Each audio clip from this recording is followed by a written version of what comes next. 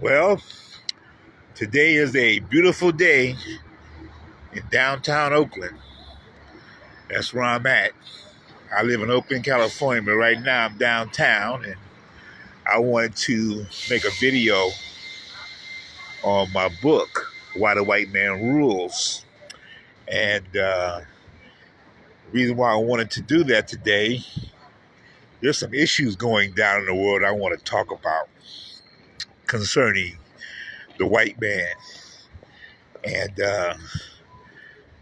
in my book, Why the White Man Rules, I talk about the white man being God's chosen people, Israel, and that Israel is the one that God has given rulership of this world to. And the promises of God to Israel that we find in the Old Testament all pertain to him in this world. And that's the reality we live in, that everything we experience in this world today is based on the promises of God to Israel. That's what the world consists of today. And that's reality people don't understand and fight against and have an issue with, not knowing that the God they claim they love is the one they're fighting with every day. It's like what James said in the New Testament, with the same mouth comes, with the same tongue comes blessing and cursing. And this ought not to be so. But that's what the world and everyone in it does when it comes to God and his word. But today I want to talk about the name of Israel. The name that God gave Jacob in the book of Genesis. He changed his name to Israel. And Jacob was the son of Isaac, the son of Abraham. And God changed his name to Israel. And he had all the promises of God to his people passed down to him. And even the name of Israel was the name that was attached to all the promises of God to his people. And that name is very important, because wherever that name is, that's where the promises of God go and where he will fulfill them. So the name of Israel becomes very important, because wherever the name is, that's where you're going to find the promises of God, called the birthright and the covenant. I cover all this in my book, Why the White Man Rules.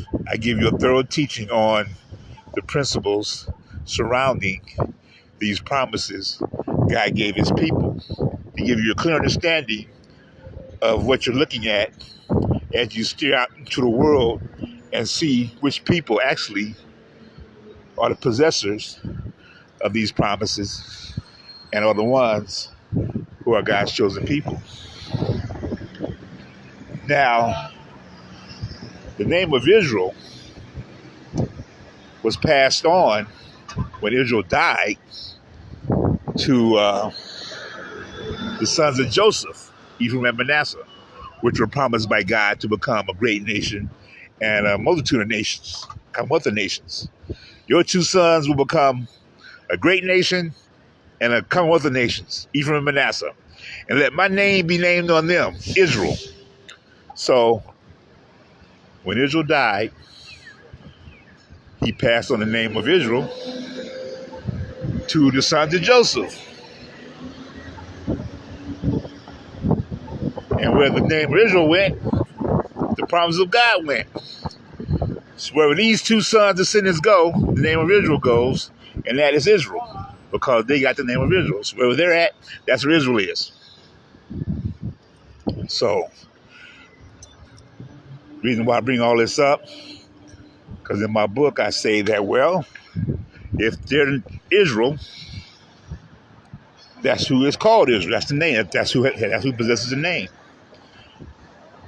But if you know anything about God's word, that God in the Old Testament has split up his people into two nations. It became two nations in the land of Israel when it came out of Egypt and went to the promised land. Eventually, God divided them up into two nations. And one was called the house of Israel, the nation of Israel, and the nation of Judah, the house of Judah. Those were two kingdoms in the land in the Old Testament. God has split his people into two nations. And 10 of the tribes went to the house of Israel, and 3 of the tribes went to the house of Judah. And the reason why the house of Israel was called the house of Israel was because the sons of Joseph were in the 10-tribe kingdom of the house of Israel. That's why they were called Israel, because the sons of Joseph were amongst the 10 tribes of that nation, of the house of Israel. So wherever they go, the promises of God go. And the name of Israel goes. Why am I bringing all this up? Why am I making such a big deal about this name of Israel? And who has it and who doesn't have it? Because God split the nation in two. People in two nations.